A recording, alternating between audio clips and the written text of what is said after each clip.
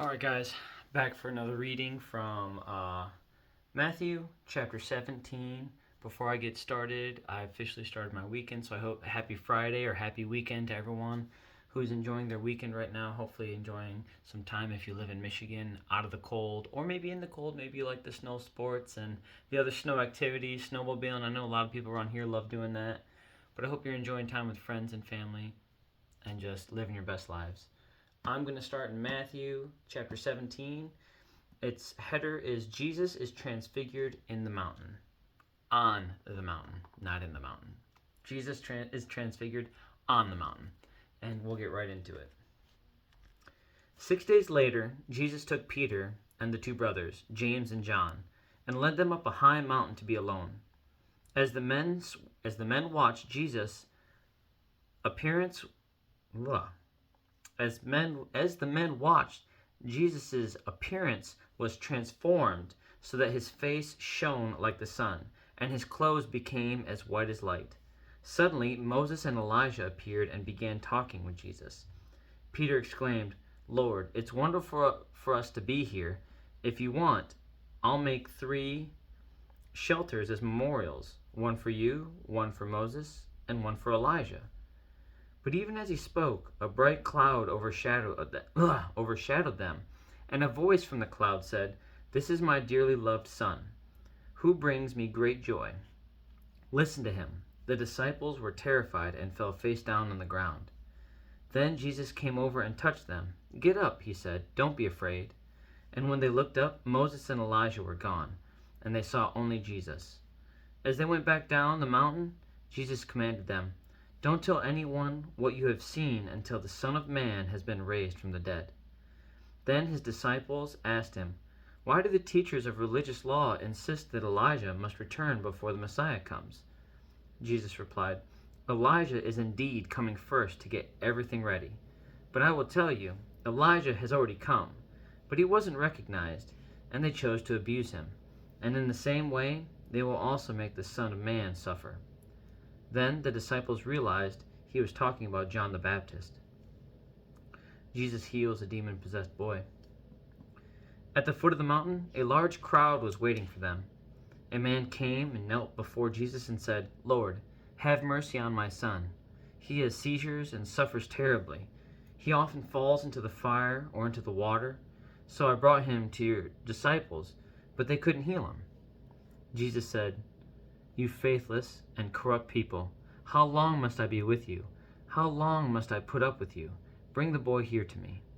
Then Jesus rebuked the demon in the boy, and it left him. From that moment, the boy was well.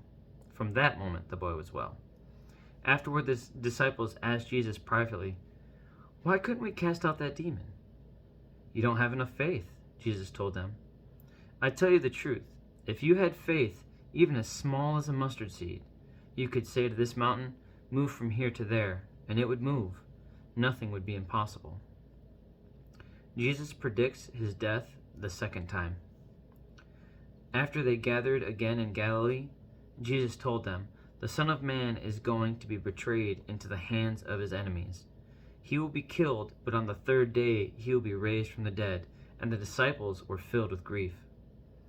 Peter finds the coin in the fish's mouth.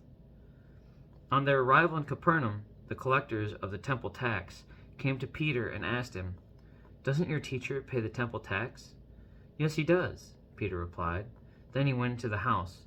But before he had a chance to speak, Jesus asked him, "What do you think, Peter? Do kings tax their own people or the people they have conquered?" "They tax the people they have conquered," Peter replied. "Well then," Jesus said, the citizens are free. However, we don't want to offend them. So go down to the lake and throw in a line. Open the mouth of the first fish you catch, and you will find a large silver coin. Take it and pay the tax for both of us." So that one was a little bit shorter than several of the other passages, and where I gravitate towards in this passage is the struggling of the men walking with Jesus and him pointing out that they don't have enough faith. That if you had the faith size of a mustard seed, then you could tell this mountain, "Move," and it would move. I really struggle with that one. I know that the faith he's talking about is to act in the promise that he's given us. Act as if it's guaranteed. Why do you worry? Why do you doubt? Why do you fear when you know God's with you? It's tough. It's our knee-jerk reaction, and I've talked about this in a couple other videos. It's so difficult to train that out of you because it's instilled in us. We're all born sinners, and so we're all born selfish, and some of us lustful, and some of us slothful, all these different things, all the different crosses that we have to bear. Unique to each individual. Not unique in its sense, but unique to each individual, different from person to person. I think it's so crazy how even the men who walked with Jesus just had such self-doubt sometimes. I don't think so much that they had doubt in Jesus, but doubt in themselves, or maybe not realizing just the completeness that God and Jesus provided their lives. I know that I have worries all the time.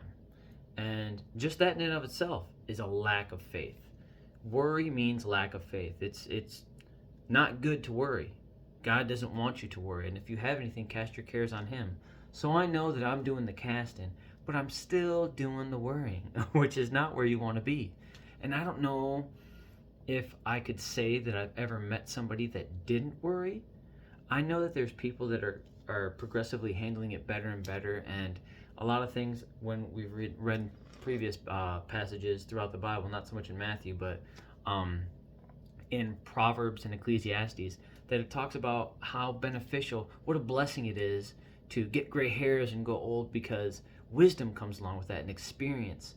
And I think that that wisdom and that experience is what's needed to just push those worries away, give them to God. Because when you get closer, when time, the resource of time is ever fleeting, you realize the things that you wasted it on the most.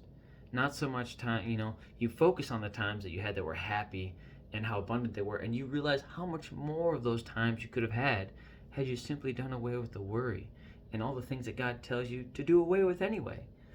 And so I'm working on my faith. And that's what this is. This is my practicing and sharing with anyone that wants to fellowship with me. I want faith the size of a mustard seed. And that's so crazy. Something so tiny. So tiny. I've worked so many countless hours in weight rooms and building myself up to be bigger and stronger. But that didn't build my faith up. It built my confidence up and my desire to follow through on a lot of things. So in all sense of discipline, it's good. I think it's great, and I think everyone should do that and want that for themselves. But I haven't been reading enough. And so it doesn't matter how big my muscles get if my faith is still not big enough or not even there. And so that is what I'm working on. That's what I'm training to be. I'm training to be a spiritual warrior instead of just a physical warrior. And that's got its own woes, its own bumps and bruises and heartaches, but that's my game plan. That's my new workout routine, is to make sure that I get my reps in every day, spending time with Jesus. With that, I'm going to go ahead and head out. Excuse me again. That is Matthew 17. We'll go on to Matthew 18 tomorrow. The header is, the disciples argue about who would be the greatest, which is already a slippery slope, huge pitfall. But I love you, Jesus loves you, and I will talk to you guys tomorrow. Have a good night, and God bless.